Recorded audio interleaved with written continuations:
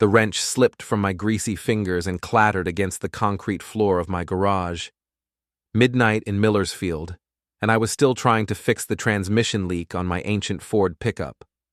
The engine block was cold under my calloused hands, but the work kept my mind off the empty house behind me. My name is Rowan Kerrick, and I've been married to Meira for 18 years. She's at her best friend Tessa's birthday party tonight, some fancy gathering at the Bright mansion on the good side of town. I wasn't invited. Apparently, my blue-collar presence would clash with the sophisticated atmosphere Tessa prefers for her social events. The phone buzzed against my hip, vibrating through the worn denim of my work jeans. I wiped my hands on an old rag and checked the screen. Tessa Bright. That was unusual. In all the years Meira and I had been together, Tessa had maybe spoken directly to me a dozen times, and never with anything resembling warmth. "Rowan, you need to see this immediately." Her text was followed by a video file. I tapped the attachment and waited for it to load on my cracked phone screen. The video quality was shaky, clearly shot in secret. Party noise filled the background, laughter, clinking glasses, some jazz music I didn't recognize. The camera focused on a hallway lined with expensive artwork and polished hardwood floors. Then I saw her. Meira, my wife of 18 years, wearing the black dress I'd complimented her on before she left. She was giggling, her hand pressed against the chest of a man I recognized as Rafe Connors from her architecture firm. Her wedding ring caught the hallway light as her fingers traced down his shirt. They moved toward a bedroom at the end of the hall. Meira glanced around, then pulled Rafe inside and closed the door behind them. The lock clicked audibly over the party noise. My hands started shaking. The phone nearly slipped from my grip as I watched the timestamp tick forward. 30 seconds, a minute, 2 minutes. The door remained closed. Another text from Tessa appeared. "I'm so sorry you had to find out this way. Please come over right now. You deserve better than this." I stared at the video for another long moment, then saved it to my phone and emailed a copy to myself. The metadata showed the time, location, and device information. Everything was documented. My toolbox sat open on the workbench where I'd left it. Underneath the socket wrenches and screwdrivers, I kept a manila folder with documents I'd hoped never to use. I pulled out the divorce papers my lawyer had prepared 6 months ago during one of our particularly rough patches. At the time, I'd thought I was being paranoid. Now, those papers felt like a lifeline. The drive to Tessa's house took 12 minutes through the empty streets of Millersfield. Her neighborhood was a different world from mine. Manicured lawns, security systems, cars that cost more than I made in a year. The Bright mansion sat on a corner lot, blazing with lights and filled with the sound of celebration. I parked behind a line of luxury vehicles and walked to the front door. Through the windows, I could see the party in full swing. Men in expensive suits and women in designer dresses moved through rooms that could have housed 3 families from my neighborhood. Tessa answered the door before I could knock. She was a tall, elegant woman in her early 40s, with perfectly styled blonde hair and the kind of confidence that comes from never worrying about money. Her expression was carefully composed, but I caught something calculating in her eyes. "Rowan, thank you for coming so quickly." She stepped aside to let me in. "I know this must be devastating for you." The party noise was louder inside. I could hear Meira's laugh coming from somewhere deeper in the house. "Where are they?" "Upstairs. 3rd door on the right." Tessa's voice was gentle, but there was an edge to it I couldn't quite identify. "I have to warn you, they've been in there for almost an hour." I climbed the curved staircase, my work boots silent on the thick carpet. The hallway from the video stretched before me, exactly as I'd seen it on my phone screen. The 3rd door was closed, but I could hear voices inside, low, intimate conversation punctuated by Meira's distinctive giggle. I didn't knock. I turned the handle and pushed the door open. Meira was sitting on the edge of an enormous bed, her dress wrinkled and her hair disheveled. Rafe stood by the window, adjusting his shirt collar. They both turned toward the door with expressions of shock and guilt that confirmed everything I needed to know. "Rowan!" Meira jumped to her feet. "What are you doing here?" I pulled the divorce papers from my jacket and placed the envelope on the antique dresser between us. "I need you both to confirm your names for service of these documents." Rafe stepped forward, his face flushing red. "Now wait just a minute. You can't just barge in here and—" "Meira Elizabeth Kerrick," I continued, ignoring him. "And Raphael James Connors. Is that correct?" Meira's face had gone pale. "Rowan, please, let's go outside and talk about this like adults." I pulled out my phone and played the video Tessa had sent me. The party playlist was audible through the bedroom wall, matching perfectly with the audio from the recording. The metadata showed the exact time and location. "The file was recorded at 10:47 p.m. in this house," I said, my voice steady despite the rage building in my chest. "It shows you both entering this room and locking the door. The timestamp matches the current time within minutes." Rafe tried to bluster his way through. "That video could be from any night. You can't prove—" I opened the envelope and pulled out the divorce papers, along with a document acknowledging service. "Sign here, Meira, and you too, Rafe, as a witness to the service." Tessa appeared in the doorway, her phone in her hand. "I can witness the signatures if needed." Meira's hands trembled as she signed the acknowledgement page. Her wedding ring clinked against the pen as she wrote her name. Rafe signed reluctantly, his expensive watch catching the light as he moved. I photographed both signatures with my phone, then emailed the images along with the original video to my attorney. The timestamp on the email would provide additional documentation of the service. "The joint accounts will be frozen by morning," I told Meira as I headed for the door. "My lawyer will be in touch about asset division." I walked back through the party, past the surprised faces of Meira's colleagues and friends. Someone had turned down the music and conversation stopped as I passed. By the time I reached my truck, my phone was already buzzing with calls from Meira. I didn't answer. Instead, I drove home through the empty streets of Millersfield, past the closed shops and abandoned factories that defined my side of town. The contrast with Tessa's neighborhood couldn't have been more stark. The marriage had ended in that bedroom, but something else had begun. As I pulled into my driveway and saw the dark windows of the house I'd shared with Meira for 18 years, I realized I was no longer the same man who'd been fixing his truck a few hours earlier. That man had trusted his wife. That man had believed in the sanctity of marriage and the possibility of working through problems together. This man, the one sitting in a pickup truck with divorce papers in his jacket and a video of his wife's betrayal on his phone, this man had different priorities. The party was still going on at Tessa's house. I could see the lights in the distance, twinkling like stars in the darkness. But for Meira and Rafe, the celebration was over. And for me, something much more interesting was just beginning. 3 days after serving the papers, I was sitting in Joey's boxing gym, wrapping my knuckles for a session with the heavy bag. The gym was a converted warehouse on the industrial side of Millersfield, filled with the smell of sweat, leather, and determination. It was the only place in town where a man's worth was measured by his character instead of his bank account. Joey Knuckles Malone had been running the gym for 20 years.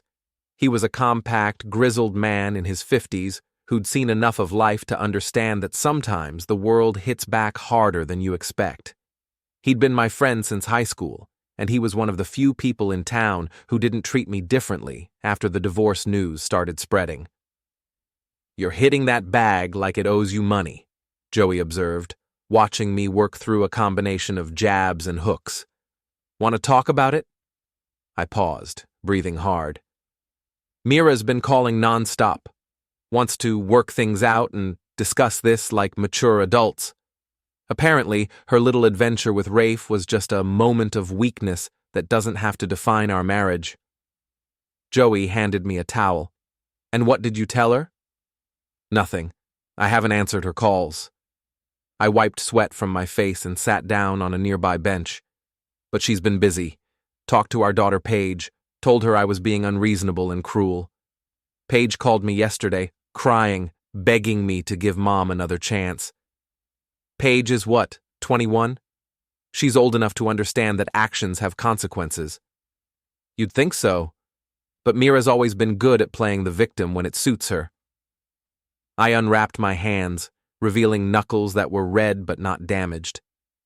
She's also been talking to people around town, spreading her version of events. Joey's expression darkened. What kind of version? The kind where I'm a jealous, controlling husband who invaded her privacy and humiliated her in front of her friends. Where Rafe is just a colleague who was comforting her during a difficult time in our marriage. I stood up and walked to the window overlooking the parking lot. She's painting herself as the victim of my unreasonable expectations. That's rich, coming from someone who was caught in another man's bedroom. It gets better. I ran into Mrs. Duffy at the grocery store yesterday. She made a point of telling me that Meira had stopped by to explain how sorry she was that our marital problems had become public. Apparently, she's been making the rounds, doing damage control. Mrs. Duffy was our next-door neighbor, a retired teacher who knew everything that happened in our part of town. She was generally fair-minded, but she had a soft spot for women she perceived as being mistreated. "So what's your play?" Joey asked. I turned back from the window. I've been thinking about that. Meira wants to control the narrative, make this about my failings as a husband instead of her choices.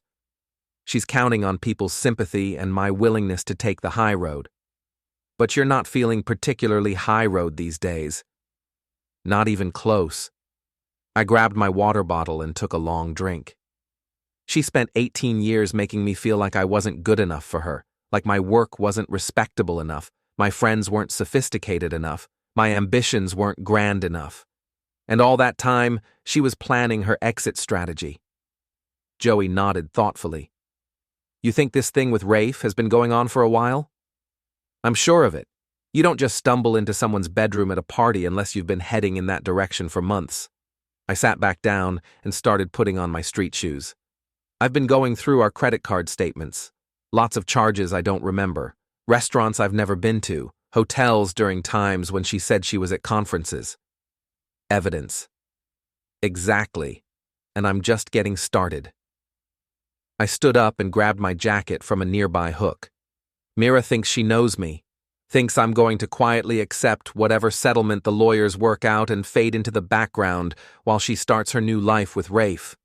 But she's wrong about that. I smiled, and it wasn't a pleasant expression. Completely wrong. She wants to play games with the truth. I can play games too, and I've got 18 years of her secrets to work with. The drive home took me through downtown Millersfield, past the empty storefronts and struggling businesses that defined our local economy. The contrast with Tessa's neighborhood was always stark, but today it felt particularly relevant. This was my world, working class, honest, unpretentious. It was the world Meira had been trying to escape for years. My phone buzzed as I pulled into my driveway. Another call from Meira. I let it go to voicemail, then listened to the message. Rowan, please. We need to talk. I know you're hurt, but we can get past this. Rafe doesn't mean anything to me. It was just, I don't know, a mistake. A stupid, meaningless mistake. Please call me back. I love you. The message was perfectly crafted, just the right mix of remorse and desperation. If I hadn't seen the video of her leading Rafe into that bedroom, if I hadn't watched her sign those divorce papers without a tear in her eyes, I might have believed it. But I had seen those things. And I was beginning to understand that the woman I'd been married to for 18 years was not the woman I'd thought I knew. I deleted the voicemail and walked into the house. It felt different now. Emptier, but also somehow cleaner. Like a weight had been lifted from rooms that had been carrying too much tension for too long. In my home office, I opened my laptop and began going through our shared files. Email accounts, photo albums, financial records. Everything Meira had assumed I would never bother to examine. She'd always handled the complex aspects of our life together, claiming I was too busy with my contracting business to deal with such details. What I found was illuminating. Email exchanges with Rafe going back almost a year. Photos from company events where they stood just a little too close together. Credit card charges for gifts I'd never received. But the most interesting discovery was a series of text messages between Meira and Tessa. Messages that painted a very different picture of recent events. R is getting suspicious. One message from 3 weeks ago read, "Maybe we should slow down for a while." Tessa's response was immediate. "Don't worry about R. He's too trusting to figure anything out. Besides, it's time you started thinking about your own happiness instead of his feelings." I scrolled through more messages, watching the evolution of their plan. Tessa hadn't just known about the affair, she'd been encouraging it. More than that, she'd been actively helping Meira deceive me. The video she'd sent me wasn't an act of friendship or concern. It was something else entirely. I leaned back in my chair and considered the implications. Tessa Bright was one of the wealthiest, most influential people in Millersfield. Her husband owned 3 local businesses, and she sat on the boards of half the charitable organizations in town. She was also, apparently, the kind of person who enjoyed manipulating other people's lives for her own entertainment. My phone rang again. This time it was Paige. "Dad, please talk to Mom. She's been crying for 3 days." "Hello to you too, sweetheart." "I'm serious, Dad. She made a mistake, but she loves you. Can't you at least try to work things out?" I looked at the text messages on my computer screen. "Paige, how much has your mother told you about what happened?" "She said you found out about her and Rafe, and you immediately filed for divorce without even trying to talk about it. She said you humiliated her in front of her friends and froze all your bank accounts without warning." "And what did she tell you about how long her relationship with Rafe has been going on?" There was a pause. "She said it was just that one night, that she'd been feeling lonely and made a terrible mistake." I scrolled through the email exchanges between Meira and Rafe. "Paige, your mother has been having an affair for almost a year. I have email evidence going back 11 months. This wasn't a moment of weakness. It was a calculated deception. That's not... She wouldn't... I'm going to send you some screenshots. Not the explicit stuff, just enough to show you the timeline. You're an adult, and you deserve to know the truth about what's been happening." After I hung up, I selected a few of the tamer email exchanges and sent them to Paige's phone. Messages that clearly showed the ongoing nature of the relationship, the planning involved in their meetings, the lies Meira had told to cover her tracks. Then I poured myself a drink and sat back to consider my next move. Meira wanted to control the narrative, paint herself as a victim of my unreasonable expectations. Tessa was apparently pulling strings from behind the scenes, treating my marriage like her personal entertainment. They thought they knew me, thought I was just a simple contractor who would quietly accept whatever story they decided to tell. But they were about to learn something important about underestimating people. The game was just beginning, and I was done playing defense. The call from Paige came at 7 in the morning, waking me from the first decent sleep I'd had in a week. "Dad, I read the messages you sent me." I sat up in bed, immediately alert. "And?" "Mom's been lying to me. To everyone." Her voice was tight with anger and disappointment. "Those emails, they're talking about their relationship like it's been going on forever, and some of the things she said about you." "What kind of things?" "She called you predictable and limited. She told Rafe that you were too focused on your small-town mentality to understand her need for something more sophisticated." Paige's voice cracked slightly. "Dad, she was planning to leave you. This wasn't a mistake. It was an exit strategy." I walked to the kitchen and started making coffee. "I'm sorry you had to find out this way, Paige. I know this is hard. She's still lying. Even now, after everything, she's still trying to make this your fault. There was a pause. Dad, there's something else. I think you should know that Mom and Rafe have been seen around town together, like, publicly. Yesterday they had lunch at Romano's and Mrs. Patterson saw them holding hands. Romano's was the nicest restaurant in Millersfield, the kind of place where people went to see and be seen. If Meira and Rafe were having lunch there, it wasn't an accident. They were making a statement. Thanks for telling me. What are you going to do? I took a sip of coffee and considered the question. I'm going to make sure everyone knows the truth. After hanging up with Paige, I spent an hour organizing the evidence I'd gathered. Email printouts, credit card statements, phone records, everything documented and arranged chronologically. The pattern was clear. This had been going on for almost a year, with increasing frequency and boldness over the past few months. My first stop was Romano's restaurant. I knew the owner, Tony Romano, from various contracting jobs I'd done around town. His restaurant was struggling like most businesses in Millersfield, and he couldn't afford to alienate customers. But he was also a family man who understood the value of loyalty. Rowan, good to see you. Tony was wiping down tables in the empty dining room, preparing for the lunch rush. How's the contracting business? Can't complain. Listen, Tony, I need to ask you about something. My wife Meira and her colleague Rafe Connors, have they been coming in here regularly? Tony's expression grew uncomfortable. I don't like to talk about customers. I'm not asking you to violate anyone's privacy. I'm asking because I'm in the middle of a divorce, and I need to document their relationship for legal purposes. I pulled out one of the email printouts. They've been having an affair for almost a year.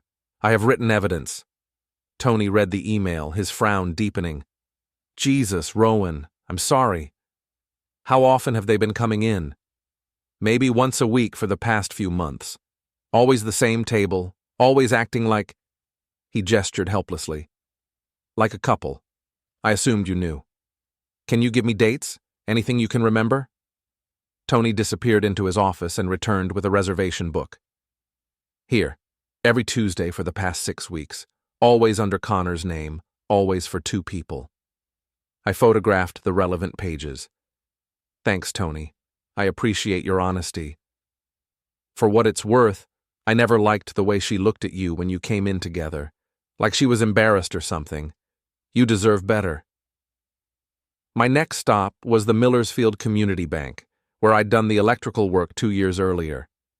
The manager, Patricia Wells, was a straightforward woman who'd grown up in town and understood the value of treating people fairly. I need to document all joint account activity for the past year, I told her, for divorce proceedings. Patricia printed out the statements without question. The pattern was even clearer in the financial records. Regular charges at expensive restaurants, hotels in nearby cities, gifts purchased at jewelry stores I'd never visited. She was spending a lot of money, Patricia observed, scanning the printouts. Money we didn't have. Look at these hotel charges. They're all on days when she told me she was at work conferences or visiting her sister. You want my advice? Document everything. Women like that, they'll try to take you for everything you've got if you let them. I spent the afternoon making copies of everything and organizing it into a comprehensive file. By evening, I had a complete picture of Meira's deception. Not just the affair itself, but the systematic lying, the financial betrayal, the careful planning involved in maintaining her double life. The phone rang as I was finishing dinner. Meira again. This time I answered, Rowan, thank goodness, we need to talk. I'm listening. Not over the phone. Can we meet somewhere? Maybe Romano's? We could have dinner and discuss this like adults. The suggestion of Romano's was either incredibly tone-deaf or deliberately provocative. I don't think that's a good idea, Meira. Please, I know you're angry, but we can work through this. 18 years of marriage has to count for something. You're right. 18 years should count for something. That's why I'm having trouble understanding how you could throw it all away for someone like Rafe. It's not like that. Rafe and I, it's complicated. But it doesn't have to end our marriage. I almost laughed. Complicated? Meira, I have emails going back 11 months. I have credit card records of your hotel visits. I have restaurant receipts and jewelry store purchases. This isn't complicated. It's systematic betrayal. There was a long pause. You've been spying on me. I've been reviewing our joint financial records and shared email accounts. You know, the accounts you gave me access to when we got married and promised to share everything with each other. That's different, and you know it. You invaded my privacy. Your privacy? We're married, Meira. Or were, until you decided to start a relationship with another man. I kept my voice steady, but I could feel anger building in my chest. Tell me something. When you were planning your Tuesday lunch dates with Rafe, did you ever think about the fact that I was working 60-hour weeks to pay for your lifestyle? Don't make this about money. It's not about money. It's about respect. It's about honesty. It's about the fact that you've been living a lie for almost a year while I trusted you completely. Rowan, please. Can we just meet and talk? I can explain everything. Actually, I think you've explained enough. The emails are pretty clear about your feelings, about how predictable and limited I am, about how I lack the sophistication to understand your needs. Another pause. You weren't supposed to see those. No, I wasn't. Just like I wasn't supposed to find out about Romano's, or the hotels, or the jewelry you bought for yourself with our joint credit card. I walked to the window and looked out at the street. But I did find out, Meira. And now I know exactly who I've been married to for 18 years. It's not what you think. It's exactly what I think. You've been planning your exit from this marriage for months, maybe longer. You've been building a relationship with Rafe while lying to my face every single day. And now that you've been caught, you want to work things out because the alternative is facing the consequences of your choices. That's not fair. Fair? I almost did laugh this time. You want to talk about fair? How about the fact that I've been supporting your lifestyle while you've been spending our money on another man? How about the fact that I've been worrying about our marriage while you've been planning to replace me? I never wanted to replace you. Then what did you want, Meira? Because from where I'm sitting, it looks like you wanted to have your cake and eat it too. Keep the financial security of being married to me while enjoying the excitement of a relationship with Rafe. It wasn't like that. Then explain it. Make me understand how an 11-month affair with a coworker represents anything other than a complete betrayal of our marriage. The line was quiet for a long moment. When Meira finally spoke, her voice was different, colder, more calculating. Fine. You want the truth? The truth is that I've been unhappy for years. The truth is that you never understood what I needed from a relationship. The truth is that Rafe makes me feel alive in a way you never could. There it is. But that doesn't mean our marriage has to end. People have affairs, Rowan. It happens. But we can get past this if you're willing to be mature about it. I hung up the phone. 5 minutes later, it rang again. I didn't answer. Then my email chimed with a message from Meira. We're not finished talking about this. I deleted the message and poured myself another cup of coffee. She was right. We weren't finished. But the conversation was going to happen on my terms, not hers. And I was just getting started. The next morning brought an unexpected visitor.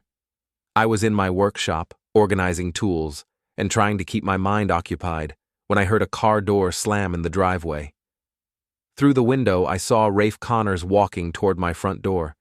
He was exactly what I'd expected, mid-30s, expensively dressed, with the kind of artificial confidence that comes from never having faced real consequences for his actions.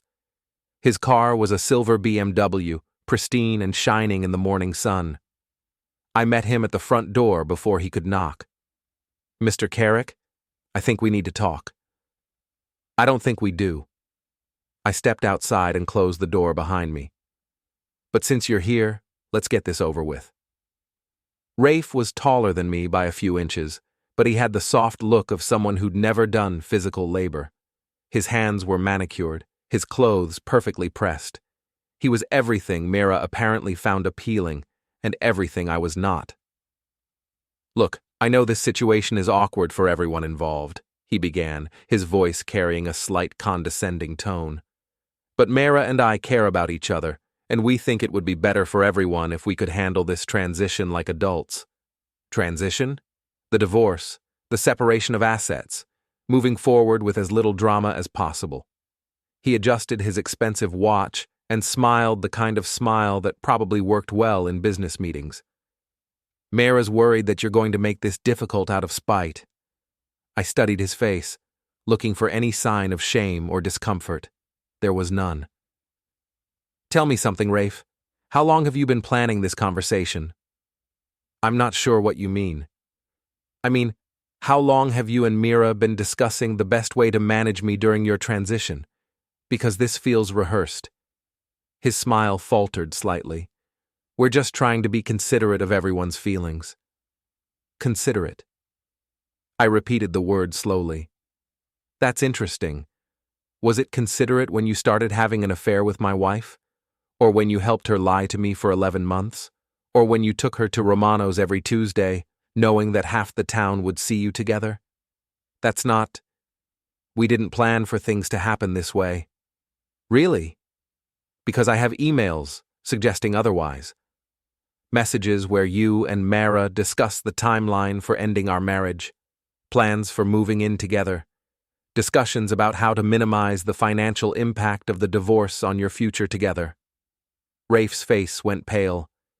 "You can't use private communications in divorce proceedings." "Actually, I can. They were sent from joint accounts that I have legal access to. My lawyer assures me they're completely admissible." I leaned against the doorframe, enjoying his discomfort. "But here's what I find most interesting. In all those messages, neither of you ever expressed any guilt about what you were doing to me. It was all logistics and timing. We didn't want to hurt you. You just wanted to replace me. There's a difference." I gestured toward his BMW. "Nice car, by the way. I'm sure Meira appreciates the upgrade from my pickup truck." "This isn't about material things." "Isn't it?" "Because Meira's emails suggest she's pretty excited about your lifestyle. The expensive restaurants, the weekend trips, the jewelry, all the things she felt she was missing in our marriage." Rafe straightened his shoulders, trying to regain his composure. "Look, I understand you're upset, but this is happening whether you like it or not. Meira's made her choice. The question is whether you're going to accept that gracefully or make things ugly for everyone involved." Ugly? Dragging this through the courts, trying to damage our reputations, making false accusations, that kind of thing. His tone was becoming more threatening. "It would be better for everyone if you just accepted the situation and moved on." I smiled, and I could see him react to something in my expression. "You know what, Rafe? You're absolutely right. This is going to get ugly, but not in the way you think." "What's that supposed to mean?" "It means you've made a serious miscalculation. Both of you have." I pushed away from the door frame and took a step closer to him. "You think I'm just some simple contractor who's going to quietly disappear while you two ride off into the sunset. You think you can intimidate me into accepting whatever settlement you've worked out. I'm not trying to intimidate anyone." "Sure you are. You drove over here in your fancy car, put on your best suit, and practiced your speech about handling this like adults. You're trying to establish dominance, make me feel like I'm outclassed and should just give up." Rafe's jaw tightened. "I think you're reading too much into this." "Am I? Then let me ask you something else. What do you know about Tessa Bright's role in all this?" The question caught him off guard. "Tessa?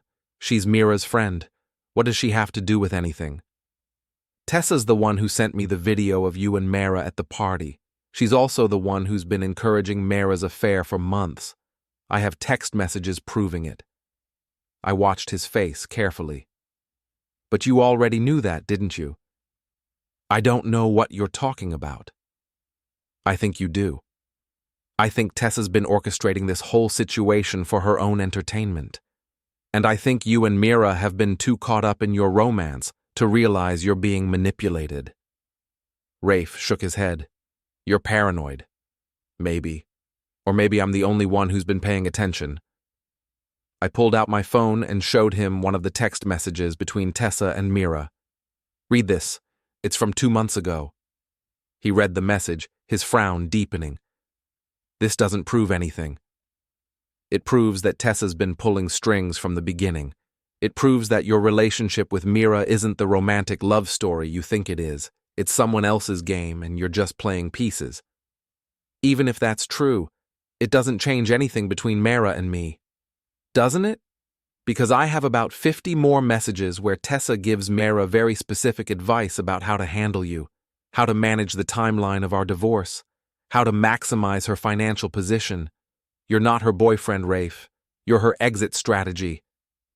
I could see doubt creeping into his expression, but he fought it. You're just trying to cause problems. I'm trying to open your eyes, but if you want to stay blind, that's your choice. I stepped back toward my front door. Just remember this conversation when everything falls apart. Because it will fall apart. Relationships built on lies and manipulation always do. Is that a threat? It's a prediction, based on 18 years of watching Meira operate and 3 days of understanding how Tessa thinks. I opened the door. But don't worry, you won't have to wait long to see how this plays out. What's that supposed to mean? It means the game is changing, Rafe. Up until now, you and Meira have been playing offense while I played defense. But I'm done being defensive. I smiled again. You wanted to handle this like adults? Fine. Let's see how adult you really are when the pressure starts building. After he left, I sat in my kitchen and considered the conversation. Rafe was exactly what I'd expected. Arrogant, entitled, and completely unprepared for any real resistance. He'd come to my house expecting to intimidate me into submission, and instead, he'd left with doubts about his relationship and fears about what I might do next. But the most interesting part of the conversation was his reaction to my questions about Tessa. He'd known about her involvement, but he hadn't understood the extent of it.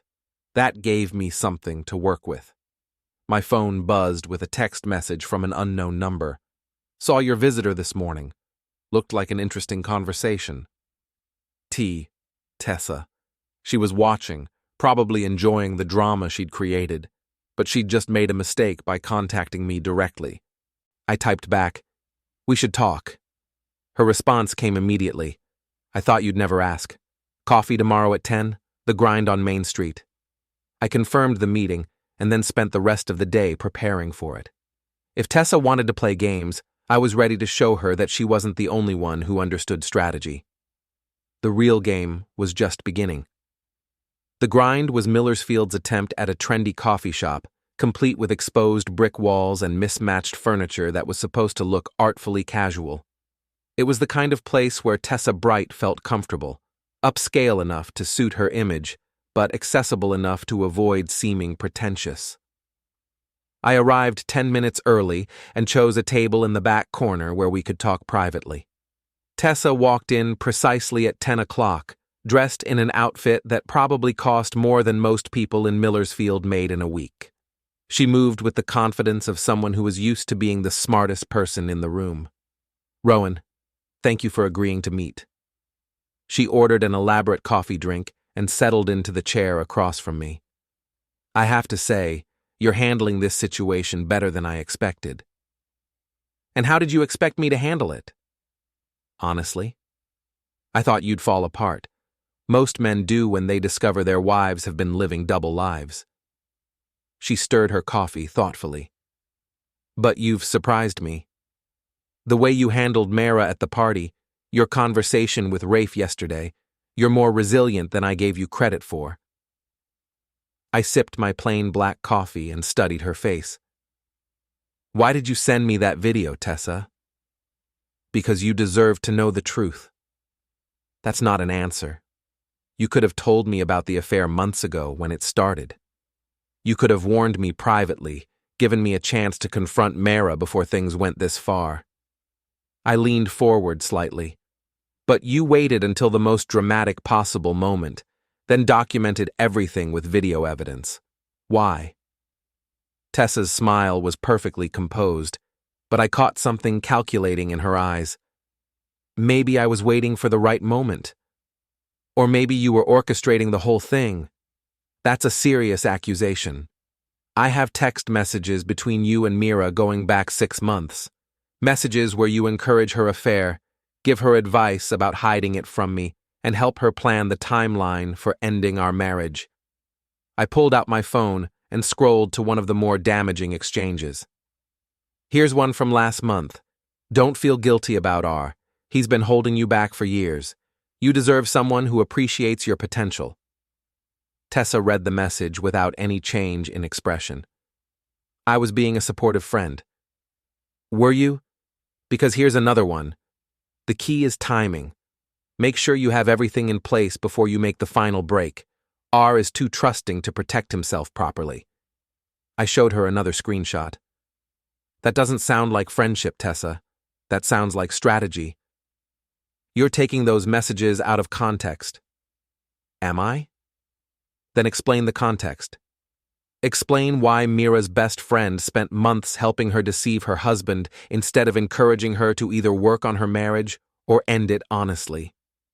Tessa set down her coffee cup and looked at me with something approaching respect. You've been busy. I've been thorough. It's amazing what you can learn when you start paying attention. I leaned back in my chair. So, let me ask you again. Why did you send me that video? Because the situation had reached a point where it needed to be resolved. Resolved how? Meira was never going to leave you on her own. She's too comfortable with security, too afraid of making dramatic changes. She would have kept the affair going indefinitely, enjoying the excitement while maintaining the safety of your marriage. Tessa's voice took on a lecturing tone. I did her a favor by forcing the issue. And what about me? What favor did you do for me? I freed you from a marriage that was already over. Meira hasn't been emotionally present in your relationship for years. You just didn't want to see it. I nodded slowly. So you took it upon yourself to end my marriage for my own good. How thoughtful. Don't be sarcastic. You know I'm right. Maybe. But that still doesn't explain why you documented everything so carefully. The video, the timing, the way you made sure I had evidence for divorce proceedings. I watched her face carefully. Unless you wanted to make sure the divorce would be as damaging as possible for Meira. Tessa's composure slipped slightly. What's that supposed to mean? It means you set her up.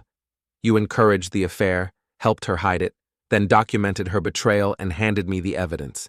You made sure she'd be caught in the worst possible way, with the most damaging evidence. You're being paranoid. Am I? Then let me tell you what I think really happened. I leaned forward again. I think you've been planning this for months, maybe longer. I think you manipulated Meira into having an affair, then orchestrated the discovery to maximize the drama and damage. The question is why? Even if that were true, which it's not, what would my motive be? I don't know yet. But I'm going to find out. I finished my coffee and stood up. Here's what I do know. You're not as smart as you think you are. You've left a trail of evidence showing your involvement in this mess. And sooner or later, that evidence is going to come back to hurt you. Tessa remained seated, her expression carefully controlled. Is that a threat? It's a promise. You wanted to play games with people's lives? Fine.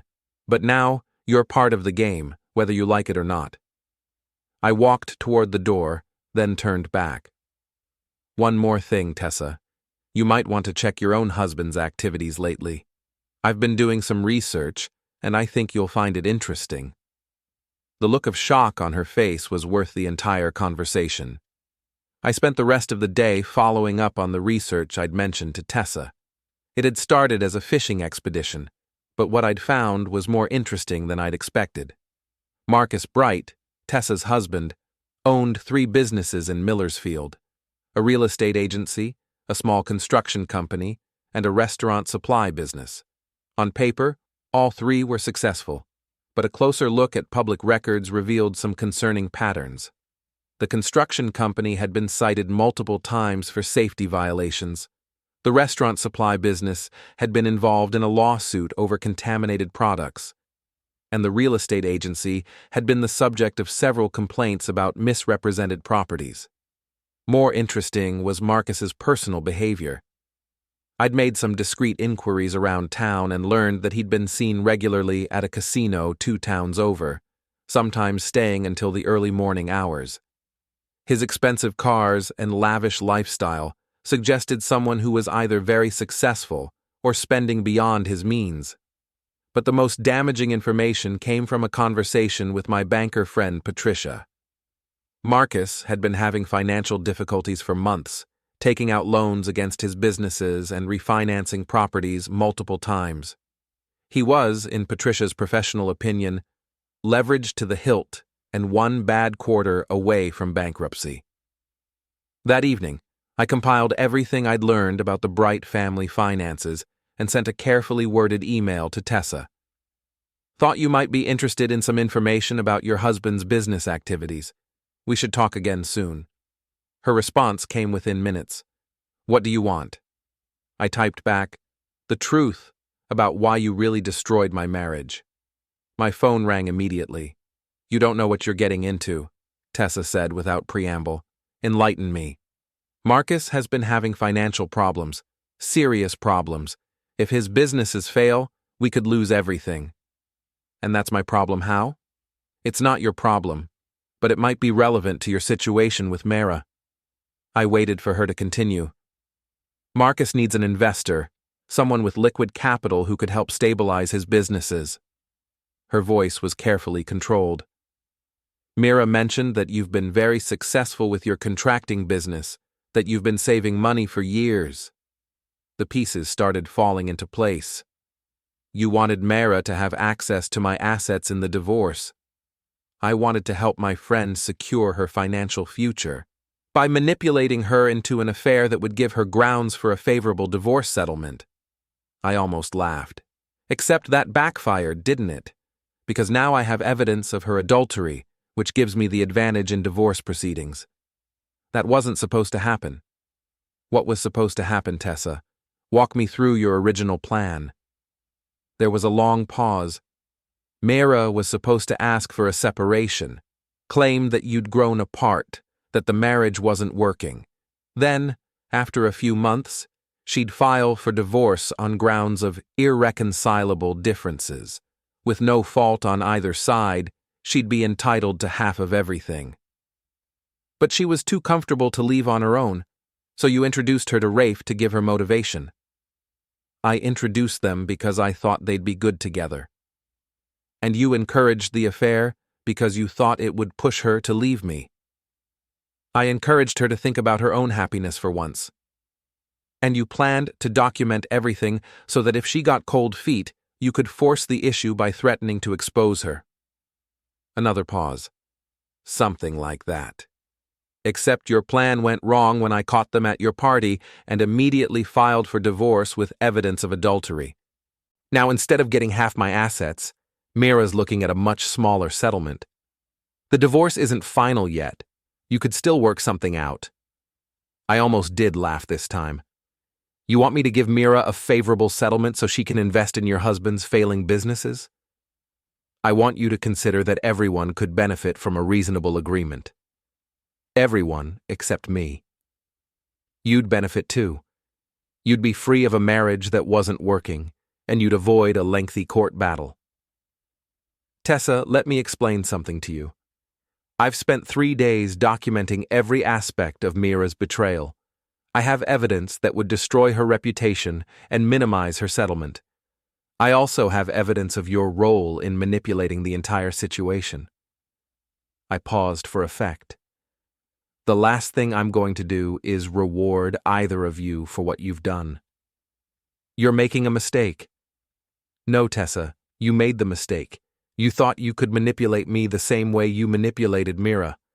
But I'm not Meira, and I don't respond well to being used. This isn't over. You're right. It's not. But the next move is mine. I hung up and sat back in my chair, considering everything I'd learned. Tessa's plan had been more complex than I'd initially realized, but it had also been more vulnerable.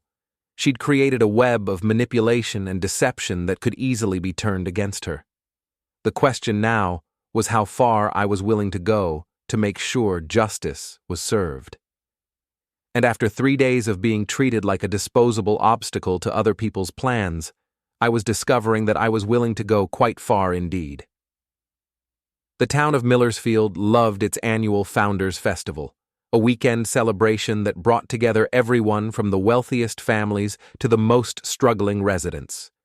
This year, the festival was being held at the community center with local businesses setting up booths and the mayor giving speeches about civic pride and community values.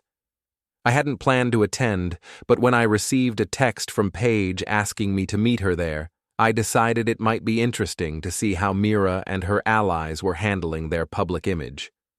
The festival was in full swing when I arrived. Families wandered between booths, selling everything from homemade crafts to political campaign materials. A small stage had been set up for local bands and community announcements. The atmosphere was festive, but I could sense the undercurrent of gossip that always accompanied small-town gatherings. I found Paige near the food trucks, looking uncomfortable and avoiding eye contact with several people who were obviously talking about our family situation. "Dad, thanks for coming." She hugged me, and I could feel the tension in her shoulders. "This is harder than I expected." "People talking?" "Everyone's talking, and the stories are getting more dramatic every time I hear them." She gestured toward a group of women near the craft booths. "Mrs. Henderson told me she heard that Mom emptied all your bank accounts and ran off with her lover. Mrs. Garcia said she heard you threw Mom's clothes out on the lawn and changed the locks." "Neither of those things happened." "I know, but the truth isn't stopping people from speculating." Paige looked around nervously. "Mom's here somewhere with Rafe. They're trying to act like everything's normal, but it's obvious people are staring." "And Tessa?" "She's working the crowd like she's running for office, talking to everyone, probably doing damage control." Paige's voice carried a note of disgust. "I can't believe I ever liked her." We walked through the festival, and I could see what Paige meant about the stares and whispers. Our family drama had become the town's entertainment, and everyone had an opinion about who was right and who was wrong. I spotted Meira near the community center entrance, talking to several women from her office. She was dressed carefully, projecting an image of composed professionalism, but I could see the strain around her eyes. Rafe stood beside her, looking like he'd rather be anywhere else. "She's been telling people that you refused to go to counseling," Paige said quietly. "That you wouldn't even try to work things out." "And what have you been telling people?" "The truth. That she had an affair for almost a year and lied about everything." Paige's jaw tightened. "Some people don't want to hear it. They prefer the version where you're the unreasonable husband who won't forgive a simple mistake." I was about to respond when I heard my name being called. Joey Malone was walking toward us, grinning and carrying a funnel cake. "Rowan, didn't expect to see you here." He shook my hand and nodded to Paige. "How are you holding up, kid?" "I've been better," Paige admitted. "I bet. This whole situation's got the town buzzing like a kicked beehive." Joey took a bite of his funnel cake. "You know what the problem is? Too many people with too much time on their hands and not enough real problems to worry about." "It's not that simple," Paige said. "People are taking sides." "Sure they are, but the sides they're taking don't necessarily match reality." Joey gestured toward the crowd. "Half these people are just enjoying the drama. The other half are projecting their own relationship problems onto your situation." As if to prove his point, I saw Tessa Bright approaching us with a determined expression. She was dressed in an expensive outfit that managed to look both casual and carefully planned, and she moved through the crowd with the confidence of someone who was used to being the center of attention. "Rowan, I'm glad you came." She smiled at Paige and Joey as if nothing had changed since our conversation at the coffee shop. "I was hoping we could continue our discussion from yesterday. I think we covered everything we needed to cover. Actually, I think there might be some misunderstandings we should clear up." She glanced around at the crowd, clearly aware that people were watching our interaction. "Perhaps we could step inside where we can talk privately?" Joey raised an eyebrow. "Sounds like you two have some business to discuss. Paige, want to help me judge the pie contest? Your dad can catch up with us later." After they left, Tessa led me into the community center building, which was quieter but not empty. Several people were setting up displays for the evening's presentations, and I could see them glancing in our direction with obvious curiosity. "You've been busy since yesterday," Tessa said without preamble, "making phone calls, asking questions about Marcus and our finances. Just trying to understand the full picture. And what picture have you developed?" "The picture of a woman who manipulated her friend into destroying her marriage so she could access her ex-husband's assets to bail out her own husband's failing businesses." I kept my voice low, but clear. "How am I doing so far?" Tessa's composure slipped slightly. "You're oversimplifying a complex situation." "Am I?" "Because it seems pretty straightforward to me.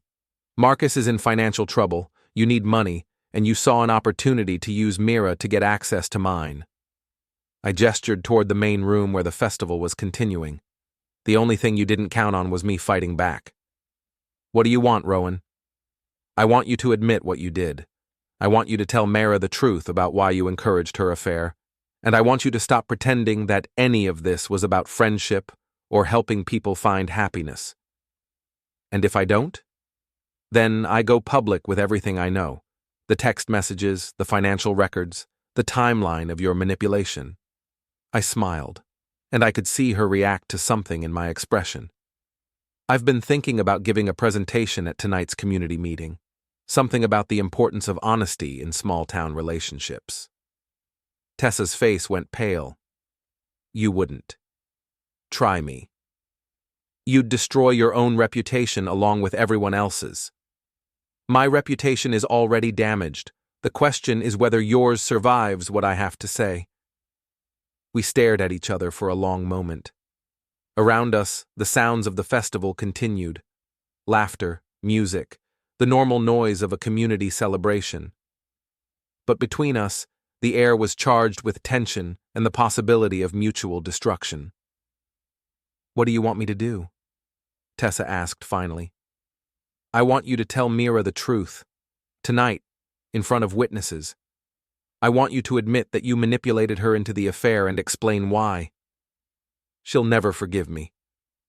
That's not my problem. You should have thought about that before you decided to play puppet master with other people's lives. And if I do this, you'll keep quiet about Marcus's financial situation?" "I'll keep quiet about your role in trying to access my assets through Meira's divorce settlement. Marcus's business problems are his own responsibility." Tessa nodded slowly. "Tonight, at the community meeting." "Tonight," I confirmed. As we walked back outside, I could see Meira and Rafe near the stage, still trying to project normalcy while dealing with the obvious attention their presence was generating. They had no idea that their carefully constructed narrative was about to collapse completely. The evening's community meeting was traditionally a boring affair. Budget reports, infrastructure updates, announcements about upcoming events. But tonight was going to be different. Tonight, the truth was finally going to come out. And I was going to make sure everyone in Millersfield heard it. The community meeting began at 7 o'clock in the main hall of the community center. About 60 people had gathered, which was typical for these monthly sessions where local officials reported on town business and residents could voice concerns about municipal issues. I sat in the back row with Joey and Paige, watching as Mayor Davidson went through the usual agenda items. Meira and Rafe were sitting near the front, still maintaining their public facade. Tessa was 3 rows ahead of me, her posture rigid with tension. The meeting proceeded normally through budget reports and infrastructure updates. Then Mayor Davidson reached the portion of the agenda reserved for citizen comments and concerns. "Anyone who wishes to address the community is welcome to come forward," he announced. I stood up and walked to the front of the room. The murmur of conversation died as people realized something unusual was about to happen. "Good evening. For those who don't know me, I'm Rowan Kerrick. I've lived in Millersfield for 20 years, run a successful contracting business, and been married to Meira Kerrick for 18 years. I paused and looked around the room. I'm here tonight because I believe this community values honesty and integrity, and I have some information that I think you should hear." Mayor Davidson looked uncomfortable. "Mr. Kerrick, if this is about a personal matter, perhaps it would be more appropriate to— It's about manipulation and deception that has affected multiple families in our community," I interrupted. "I think that makes it everyone's business." I could see Meira starting to stand, but Rafe pulled her back down. Tessa remained frozen in her seat. "A week ago, I discovered that my wife had been having an affair for almost a year. I have documented evidence of this relationship, including emails, financial records, and video footage." I pulled out a folder of printouts. But what I found more disturbing was the role that another community member played in orchestrating this situation. The room was completely silent now. Even the mayor had stopped trying to interrupt. Tessa Bright, who many of you know as a prominent local businesswoman and community volunteer, spent months manipulating my wife into having an affair. She provided advice on how to hide the relationship, encouraged my wife to plan for divorce, and even helped arrange meetings between my wife and her lover. I could see people turning to look at Tessa, whose face had gone white. But Mrs. Bright's motivation wasn't friendship or concern for my wife's happiness. Her motivation was financial. Her husband's businesses are in serious trouble, and she saw an opportunity to use my wife's divorce settlement to solve their money problems. Now people were starting to murmur among themselves. This was better gossip than anyone had expected from a community meeting. I have text messages where Mrs. Bright specifically discusses the timeline for ending my marriage and the importance of maximizing my wife's financial settlement. I have evidence that she introduced my wife to her lover specifically to create motivation for divorce. And I have documentation showing that she planned to document my wife's affair to use as leverage if my wife got cold feet about leaving me. Tessa finally stood up. "This is ridiculous. Rowan is obviously bitter about his divorce and looking for someone to blame." "Am I?" I looked directly at her. "Then explain these text messages." I read from one of the printouts. Quote, "Don't feel guilty about R. He's been holding you back for years. The key is timing. Make sure you have everything in place before you make the final break." End quote. The murmur in the room grew louder. Or this one. "R is too trusting to protect himself properly. If you handle this right, you should be able to get at least half of everything." Or this one. "Marcus thinks your divorce settlement could solve a lot of our problems. Don't let emotions get in the way of securing your future." Tessa's composure completely collapsed. "Those messages are taken out of context." "Then provide the context. Explain to everyone here why you spent months manipulating my wife into destroying our marriage." Meira had stood up now, staring at Tessa with an expression of shock and betrayal. "Tessa, what is he talking about?" "I was trying to help you," Tessa said desperately. "You were unhappy. You deserved better." "You introduced me to Rafe," Meira said slowly. "You arranged for us to work together on that project. You encouraged me to have lunch with him. I thought you'd be good together. And you told me that Rowan would never appreciate me the way I deserved. You said I should think about my own happiness for once." Meira's voice was rising. "You said I should plan for my future instead of wasting my life on someone who didn't understand my potential." The room was completely silent except for Meira's voice echoing off the walls. "You manipulated me," she continued. "Everything that happened, every choice I made, you were pulling the strings." Tessa looked around the room desperately, but there was no escape from the truth that was unfolding in front of 60 witnesses. "I want to read one more message," I said, pulling out another printout. This one is from last week, after Meira and I had filed for divorce. Quote, "Don't worry about the affair evidence. R is too decent to use it against you in court. He'll probably settle for less than he deserves just to avoid dragging things out. We can work with whatever you get." End quote. The room erupted in shocked conversation. Mayor Davidson was banging his gavel, trying to restore order, but no one was paying attention. Rafe had stood up and was backing toward the door. "I didn't know about any of this," he said loudly. "I thought Meira was separated.